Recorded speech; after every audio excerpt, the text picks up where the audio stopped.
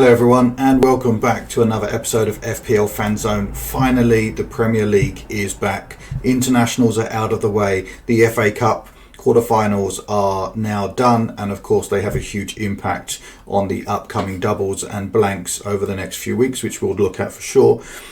We're going to have a quick look also at the injury updates from the International and the FA Cup, what's happened to some of the key players that people have in their teams. And then also a quick look at a potential wildcard draft, as I'm still unsure what to do with my team this week, whether to just use free transfers, take a hit, or just wildcard when I'm looking to maybe wildcard next week anyway. And then finally look at the captain's choice and then what my team looks like currently as it stands heading into the Gameweek 30 deadline. Now, don't forget, guys, that the Gameweek 30 deadline is a really short week, so it starts on Tuesday night in the UK or Wednesday morning here in Australia, and then when it finishes on Friday, the next game week is on Saturday. So there's no break in between. So there's a real quick turnaround between Gameweek 30 and Gameweek 31. So just take that in mind when you're thinking about making your decisions, or if you're thinking about potentially activating your wild card in game week 31. The break between the two is very, very short. So if you are going to activate your wild card in game week 31, do it almost as soon as the deadline has finished for game week 30, because there's only a couple of days before the next deadline hits. But without further ado, let's get started. Okay, so with the FA Cup results, obviously that makes a huge impact now for game week 34. And we know that Man City, Crystal Palace, Nottingham Forest and Aston Villa are all now through to the semi-finals, which play on the same weekend as game week 34. Which means that Crystal Palace, Arsenal, Man City, Aston Villa and Nottingham Forest, Brentford will all not play that weekend. Now, a bit of a caveat there is that likelihood is that the Nottingham Forest Brentford game will just move to midweek in game week 34. We know that the Arsenal Crystal Palace can't move to midweek in game week 34 because there's European games on and Arsenal are still in the Champions League. And the same with Man City Aston Villa is that they can't move to midweek because there are Champions League games on, so therefore they are likely to move to game week 33, creating a couple of doubles for us as well. But we do know that right now, if you look on the fixture ticker or the fixture difficulty rating within FPL website, that those three games and those 6 teams are all currently have a fixture in game week 34. So as it stands, just to make it a little bit easier reading here, the game week 34 fixtures are the ones in green. The ones in red we are currently been removed from game week 34, and we're waiting on an announcement from the Premier League to say when they're going to be changed. Now, I've left this video as late as possible before the deadline to see if there was any updates. We're not expecting an update before the game week 30 deadline. We are expecting an update before the game week 31 deadline, so before the weekend. But right now we don't have any update on when those games are moved. So this is just how it currently stands at the moment.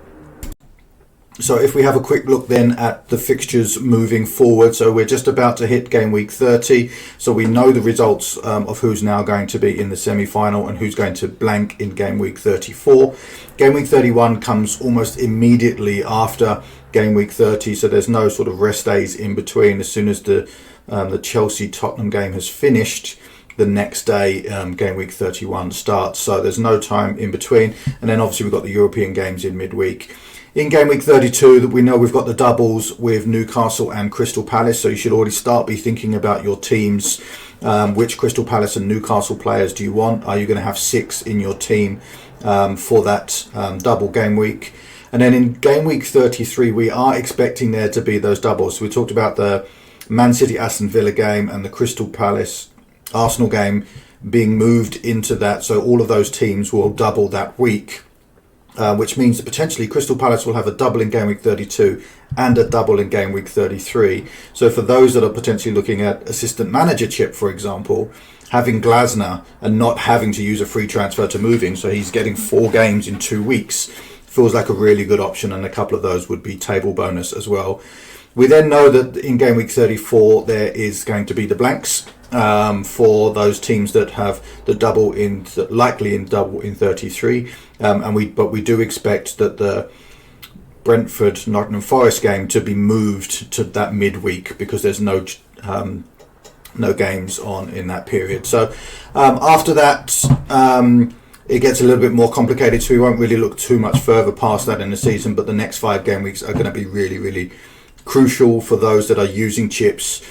My current thought now is that I'll wildcard in game week 31. In game week 32, I will triple captain. In game week 33, when there's the doubles, I will bench boost because I will have 15 players or 14 players plus Salah that are likely to double that game week. And then in game week 34, I will free hit because obviously my whole team will be made up of players that are not going to play in game week 34. And then I'll have no chips left to last for the last 3 game weeks of the season, 4 game weeks of the season. So that's my current plan as it stands, but that's likely to change as I continue to go and think through this in a bit more detail. So let's have a quick look at the teams then that we expect to double over the next 4 game weeks. So Newcastle and Crystal Palace are confirmed doubles in game week 32. Neither of them have really particularly great fixtures for the double. So Newcastle have Man United at home, Crystal Palace at home, and then Crystal Palace have Man City away and Newcastle away. So neither of those are great doubles, but of course 2 games are better than 1, and of course more chance to get bonus points, appearance points, and of course goals and assists and clean sheets and the like. So having those players in your team is going to be really important. Now we do expect that Man City, Crystal Palace, Arsenal and Aston Villa will all double in 33. That's not confirmed. Please note, not confirmed, but we do expect that to be the case. So Man City will have Everton and Aston Villa in 33. Arsenal will have Ipswich and Crystal Palace, which looks like a really good double for them. So you want to be starting to think about tripling up on Arsenal. And there's some good news we'll talk about in the injury update section a bit later on. And then lastly, we've got Aston Villa who have Newcastle at home and Man City away in their double. So again, not a great double for them, but again, it's still a double. So you want to be considering, these are the types of players from each of these teams that you want to be considering, and of course prioritising Crystal Palace because the likelihood for them is that there's a double-double. So with all that in mind, let's have a quick look at some of the potential transfer targets, players you look to bring in, or for those that are going on the wildcard this week, let's have a look at what a potential wildcard team would look like for players to take into consideration all of the doubles that we expect to happen over the next 4 game weeks. Okay, I am potentially looking at wildcarding this week. I've seen a lot of the content creators and social media people wildcarding this week, especially those that went for Haaland, for example, who is now injured.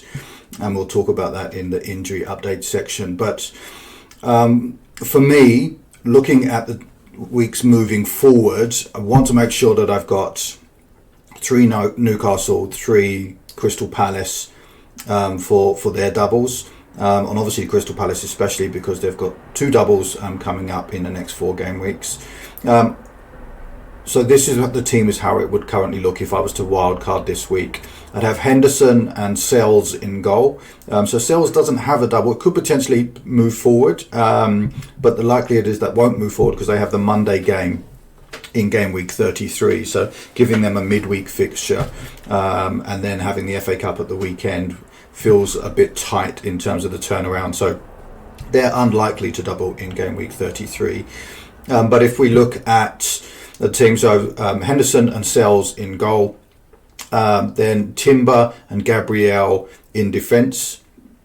So 2 Arsenal defenders, just for that double looks really good for potential clean sheets as well. Then Gvardiol, Trippier and Mings. Now Mings could be any of the Aston Villa defenders on there. You could look at Dina, you could look at Cash, for example, or Konsa. None of them are particularly great, but I do obviously want to try and get as many of the doublers in, especially if I'm looking at bench boosting in game week 33. So On top of that, in midfield, I've got Sarr from Crystal Palace, Saka, who's expected to be back against Fulham this week, Salah, just because he is so good and these fixtures look amazing moving forward. So even though they have no doubles, the fixtures look good and his form has been phenomenal. Then Asensio, you could potentially have Rashford in here, or if you need to free up some funds, go down to someone like a Rodgers.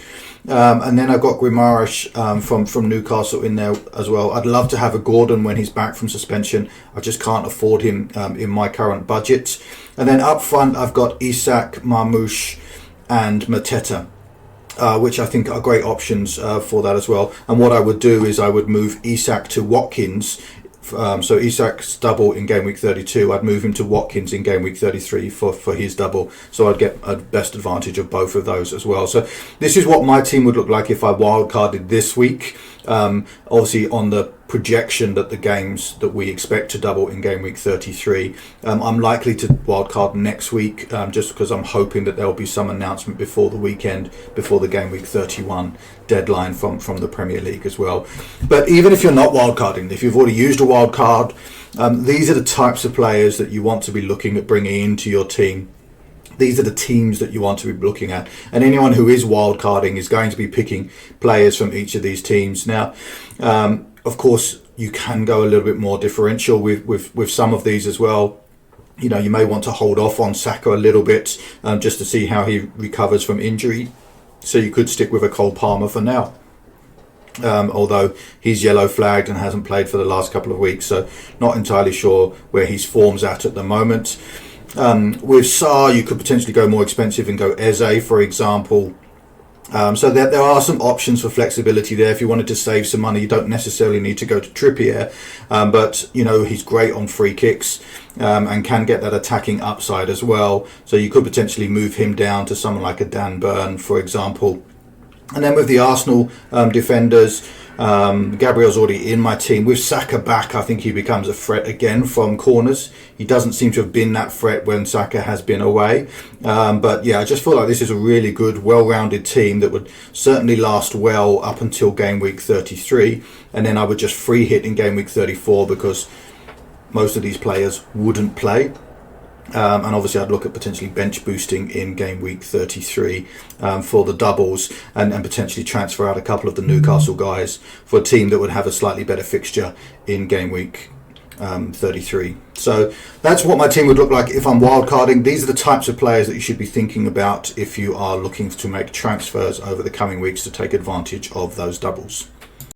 Next up, let's have a quick look at some of the injury updates that we've got from some of the key players like Haaland, Saka, Palmer, Watkins, just to name a few. If you've got this far into the video and you're new around here, if you like what you see, hit that subscribe button, hit the like button. That really helps in terms of promoting this to other viewers as well, and hit that notification bell if you want updates when the new videos are coming out, especially when fixtures are announced. I'll come out and reduce a video as quickly as I can as soon as we know that those fixtures have been changed and how that's going to impact our strategies moving forward.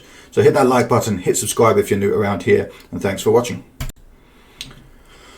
So this is a new slide looking a little bit at some of the injury updates for some of the key players for here. So really exciting as an Arsenal fan that Bukayo Saka is ready to go according to Arteta and is likely to feature in the Fulham game. Is he going to get all 90 minutes? Probably not. But obviously we want to start thinking about Arsenal options moving into their double in potential in game week 33.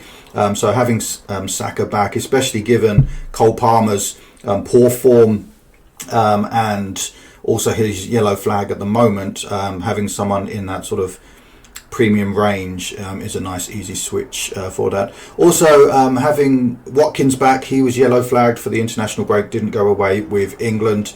He did play I think for 11 minutes in the FA Cup against Preston, and yeah, so he is expected to be back and ready to play again moving forward.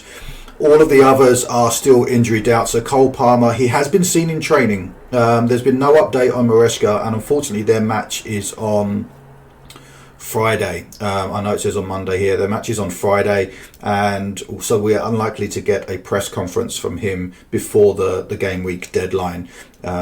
So likelihood is he will probably play. He's probably back fit, but his form has been terrible anyway. So I think 500,000 transfers out this game week is likely to price drop again. So I would understand why people are moving away from Palmer at the moment.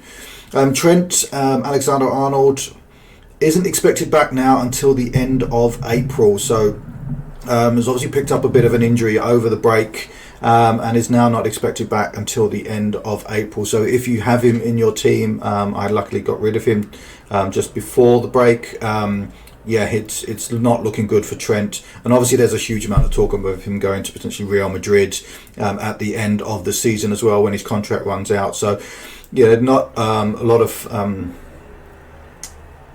forgiveness in the Liverpool fans at the moment. They don't seem to particularly like Trent and the fact that he's leaving at the end of his contract. Chris Woods, a bit of a 50-50 on this one as well. He's improving. They're doing it day by day. They're just assessing his fitness. I don't know whether he's going to be back or not. Now, potentially they could double in game week 33 or game week 35. But the likelihood is, according to the people that do the fixture analysis, that that they won't have any doubles. So having Chris Wood is great. He's been the top point scorer as a forward for this season. But with the yellow flag, there are other options with double games coming up that it's easy to just move off to him at the moment. And then, of course, the reason that most people are wildcarding this week is now they had moved from Salah to Haaland for the short period before their wildcard. But Haaland has now picked up an injury in the FA Cup. He was seen leaving the ground in a protective boot, and the latest update from Pep was that he was likely to be back before the end of the season, so could be included in the Club World Cup later on. But it looks like it's a bit of a long-term injury, so he's not going to be in for at least the next couple of game weeks. So if you have Haaland, you're going to need to be looking at freeing up some of those funds and moving him off to elsewhere, which is why a lot of people are potentially wildcarding this week as well. Next up, Captain's Choice. And I had made all these wonderful slides comparing Haaland versus Salah because I thought that was going to be the big talking point this week. And then Haaland has let everyone down again and got injured. So I've had to redo this slide. So let's have a look at some of the captain choices for game week 30. Okay, so change of plan. No Salah versus Haaland analysis. Just as a heads up, it was Salah's choice for me just because he's in my team and I don't own Haaland. But I just still think he's the better asset and has been consistently all season. But now let's have a look at some of others to compare him to. So it's interesting that obviously Salah, Mateta and Isak all blanked in game week 29 and so therefore have had some time off. They've obviously, some of them were in the Carabao Cup finals, some were playing in the FA Cup as well during the international break, but got 4 players here. The standout, of course, is Salah, first and foremost, just because he's the only midfielder on this list. Midfielders get the extra point for the clean sheet, they get the extra point for the goal, and Salah is just Salah. They're also the best team in the league at the moment, although they've been knocked out of all the cups. They're still 12 points clear at the top of the Premier League, so he's obviously the number one choice and a good fixture, Everton at home. Mateta, back from his injury with the stitches of the boot to the face. Before that, he was on a really good run of form. He's got Southampton away, which is a fantastic fixture. So a really good option there if you want someone as a bit of a differential. Only 8.6% owned as well, so would be really differential in terms of the captain's option. Alexander Isak, his form has been really poor of late. So it would be a bit more of a punt. They've got Brentford at home, who are leaky at the back, but for me, it's a bit more of a. He's 55% owned, so it would be obviously just a bit of a differential in terms of having him as a captain. But I think if you've got him and Salah, Salah is your obvious choice there. And then lastly, Mamouche, who did play in game week 29, but with the news that Haaland is now out, he is likely to be the main guy at the front, and obviously with Leicester at home, it's a fantastic fixture. Obviously got a 12-pointer in his last game as well. I think there's a great opportunity there if you are a Mamouche owner 17.5% of the managers have him, so I think he would be a good option as well. But for me, the only choice is Mohamed Salah, but any of these would make a great vice captain. So now we're just going to have a quick look at my team and my options for game week 30. If you've got this far into the video, please do hit that like button, hit subscribe, leave a comment. What are you doing this year? Are you wildcarding this week? Are you using free transfers? Are there any players that I've missed on the injury list or potential targets that you think would be great for the doubles? What's your plans for your strategies? Let me know in the comments below. I'd love to hear what you guys are doing. It also helps me in terms of making decisions for what I'm looking to do moving forward. So hit that like button and let's get started to have a look at my team for game week 30. So as it stands, I had a horrible game week 29 and yeah, I think I dropped 200,000 places down to 1.3 million. So the climb is going to be very, very steep now if I want to get anywhere near that top 100k for this season. But my team as it stands, Flecken in goal, Kirkes, Gabriel and Aina in defence. Then I've got Palmer, Bowen, Umbremo, Kluivert and Salah as captain in midfield. And then up front, Watkins and Wood. On the bench, I have Pickford, Raul, Jimenez, Mykolenko and Hall. Now, as you can see here, I have playing funds with flags again. Palmer's yellow flagged, Wood is yellow flagged, Mykolenko's yellow flag, and Hall is, of course, out for the rest of the season. But as he's fourth on my bench, I'm not too worried about Hall at this stage. My concern is obviously that I've got two players with yellow flags on the pitch at the moment. The first being Palmer. I am expecting him to play. I do think that the international break would have given him a bit of a rest, a time to recover. And there's been and as I said, he has been pictures of him seen in training. So hopefully he's fit enough to come back in.